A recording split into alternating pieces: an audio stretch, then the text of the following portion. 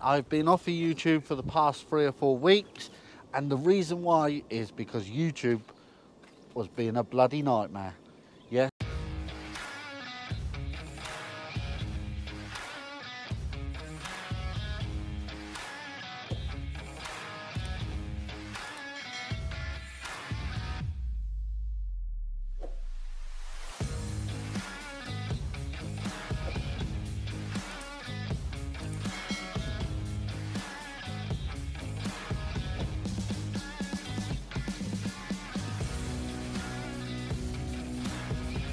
Dan's Kitchen Garden Allotments. Guys, and welcome back to Dan's Kitchen Garden Allotment. Just before this video starts, please go along and hit the subscribe button to come along and join the family. So then, let's get this video started. So then, where have I been? Yes, I've been off of YouTube for the past 3 or 4 weeks, and the reason why is because YouTube was being a bloody nightmare. Yes, a bloody nightmare. Every time I went to upload a video, it always come up with a red triangle, and it would not allow me to upload a video until I have updated my login details and stuff like that.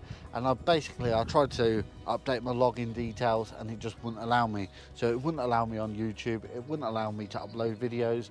So unfortunately it took about 2 or 3 weeks to contact YouTube to find out what is going on with it. But yes, I haven't been filming, but there has been a lot going on at the allotment since then.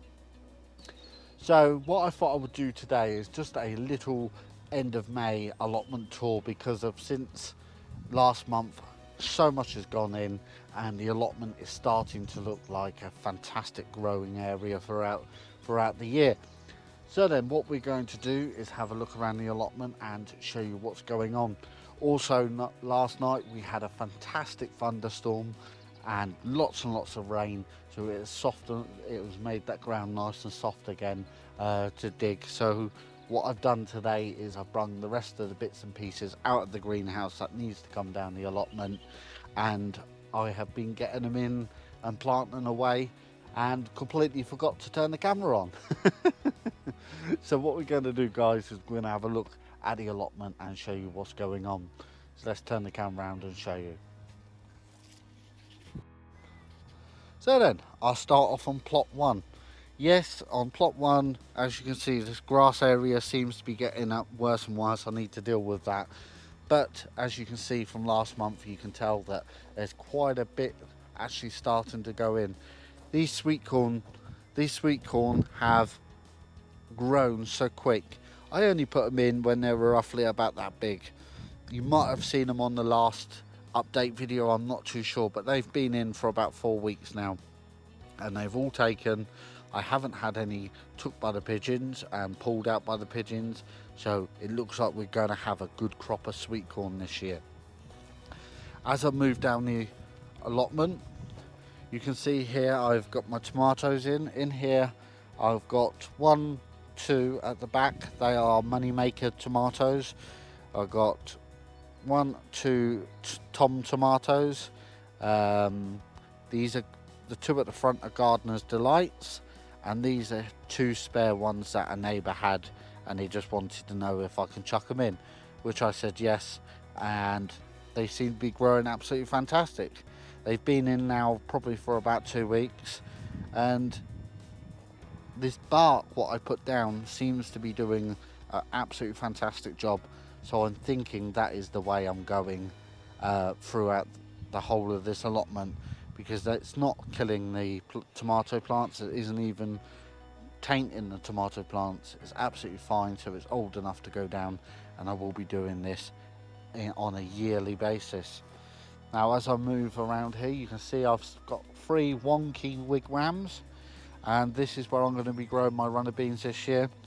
I planted the seed about a week ago and I haven't got nothing coming up just yet around the canes, but the plan was here is I'm not messing around anymore with growing them in the greenhouse, bringing them down and planting them out. As you know, last year I tried one cane here and I had a fantastic late crop, So that is the plan this year. I'm going for a late crop, and I'm going to have a brilliant crop by the looks of it. So then, as I move along the wildlife area, yes, I call it a wildlife area now. The pond has completely been covered with pondweed.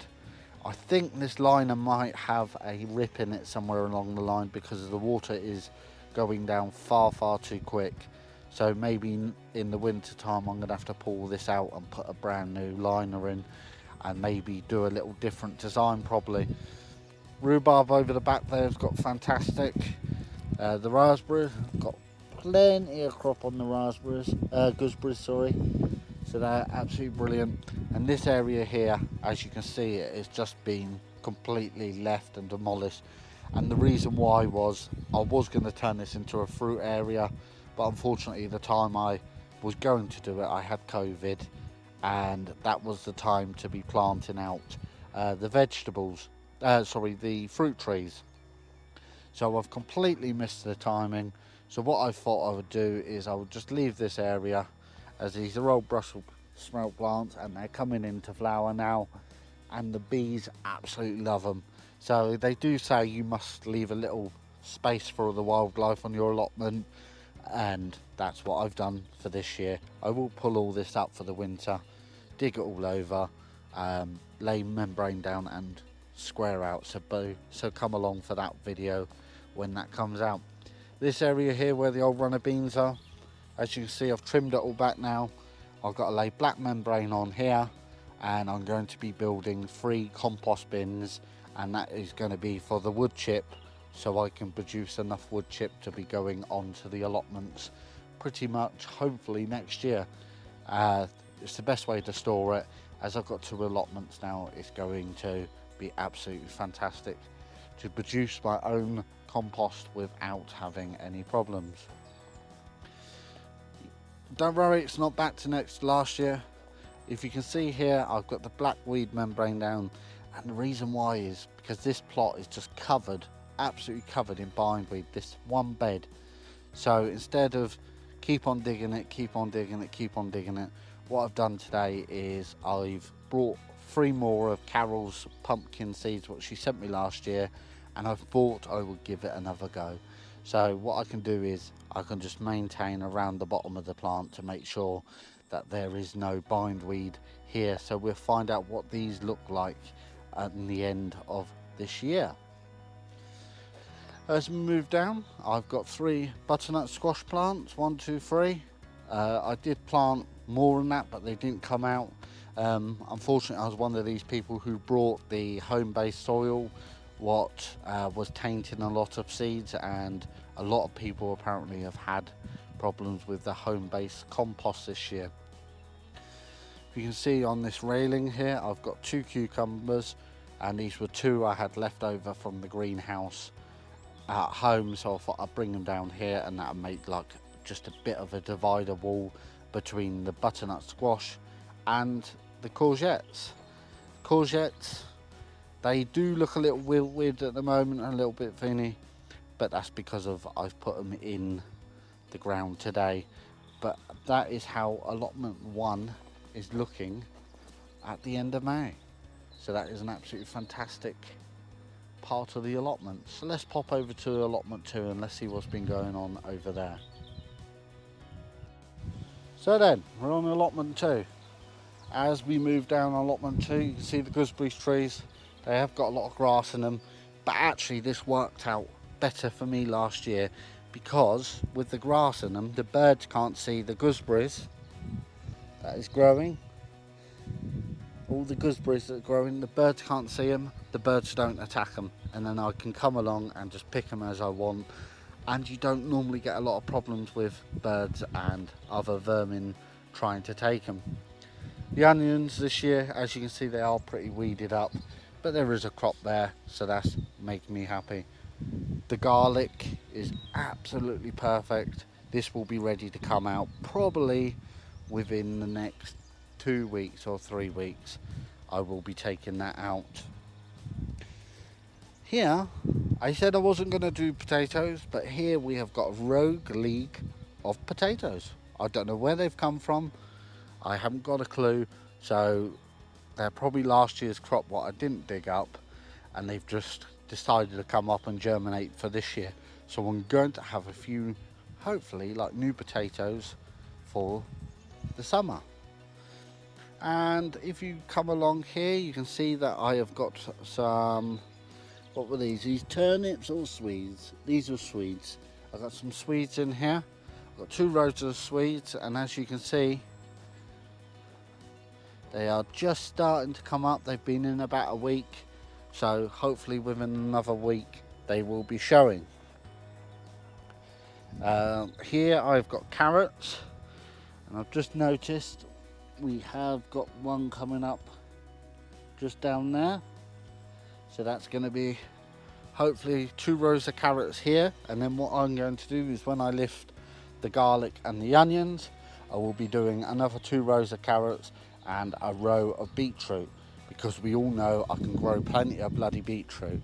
Today I've just put in the parsnips. This year I just put straight seed into the ground just to see how they turn out. And along here I've got 10 money plants, money tomatoes. I had them left over in the greenhouse. They needed to be put somewhere, so I thought I'd bring them down to the allotment, and if I get any crop off of them, I'm just going to use it as, I'm just going to use them in tomato sauces, in bologneses, in bits and pieces. And if you want to see how they're made, just click on the channel and I will be making a video later on in the year. Over the netted cage, this is where my Brussels sprouts have been moved to this year.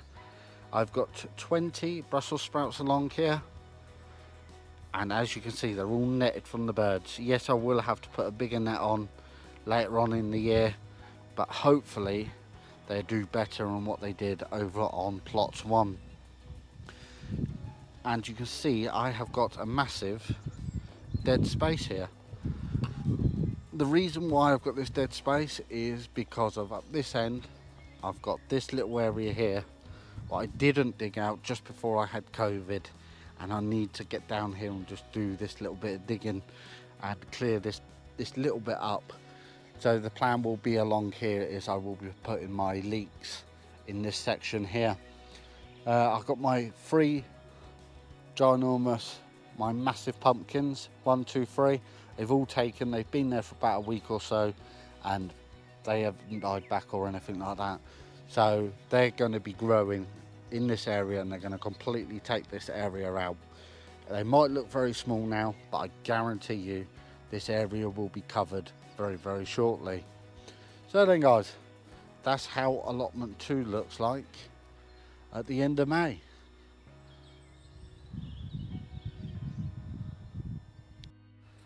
So then guys, as you see, the allotments are coming along and they're absolutely fantastic, and they're starting to grow and starting to get a little bit busy. This is the time of the year when one day you might have a lot of rain and the next day you might have full-on sun, so it's still a watering, still have to come down and do quite a bit of watering. But that's having an allotment, that's going down the allotment. What I will be doing with the videos is I will be uploading hopefully once a week, and if I don't upload once a week, I'll make sure I will be putting at least 1 short video up. If you don't know what the short videos are, is we have 60 seconds as curators, just to tell you stuff what's going on the allotment. So it'll be a little short video what will be coming on if I don't upload a long video. So then guys, I hope you all enjoyed this video. Please hit the subscribe button, come along and join the family. Until the next video, I'll catch you later.